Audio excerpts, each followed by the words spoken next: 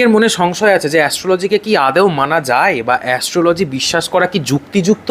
Astrology কি একটা ভদ্র সভ্য শিক্ষিত মানুষ বিশ্বাস করতে পারে, নাকি সবই গুজব? দেখুন, এই পৃথিবীতে অনেক কিছু ঘটে যেগুলো সায়েন্স এখন অবধি প্রুভ করতে পারে না। তার মানে কি সেইগুলো কিছু নেই? অবশ্যই আছে। অ্যাস্ট্রোলজি এমন একটা সাবজেক্ট যেটা আজকের নয়, যেটা অনেক দিন আগে থেকেই হয়ে আসছে, হাজার হাজার বছর আগে থেকে। গ্রহ নক্ষত্রের স্থিতি এবং পৃথিবীর বিভিন্ন পরিস্থিতি, এগুলো কিন্তু অ্যাস্ট্রোলজি থেকেই জেনেছিলেন মহাপুরুষেরা। এখনও অবধি যেগুলো আমাদের ধর্মগ্রন্থে লেখা আছে সেগুলো ঘটছে পৃথিবীতে, তখনকার মানুষ কি করে জেনেছিল? আপনাকে একটা ছোট্ট উদাহরণ দিই।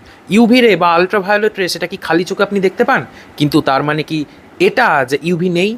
আপনি বাতাস খালি চোখে দেখতে পান? দেখতে তো পান না। তাহলে কি এটা যে বাতাস বলে কোনো বস্তুই পৃথিবীতে নেই? আপনি অক্সিজেনও তো দেখতে পান না, তাই বলে কি এটা যে মানব শরীরে অক্সিজেন লাগেই না? হ্যাঁ, কিছু কিছু গ্যাস বা কিছু কিছু জিনিস বিশেষ কিছু ইনস্ট্রুমেন্টের দ্বারা দেখা যায়, যেমন ইউভি রে আপনি কিছু ক্যামেরা দ্বারা দেখতে পারেন। কিন্তু এখনও এমন কিছু রে রয়েছে যেগুলোকে সায়েন্স এখনও প্রুভ করতে পারেনি, তারা রয়েছে কিন্তু আছে। এমনই লাইটের উপরেই কাজ করে অ্যাস্ট্রোলজি। যারা স্টোন পড়েন, সেই স্টোনগুলো কিভাবে কাজ করে? লাইট বা আলোর মাধ্যমে।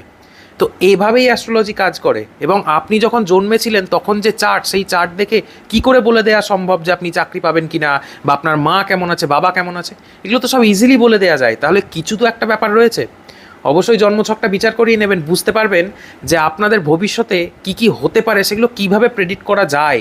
পুঙ্খানুপুঙ্খভাবে বলে দেওয়া সম্ভব, একদম পুরো পয়েন্টে বলে দেওয়া সম্ভব। এখানেই অ্যাস্ট্রোলজির কামাল। এটা একটা শাস্ত্রীয় ব্যাখ্যা, এটা একটা ক্যালকুলেশন। রাধে রাধে।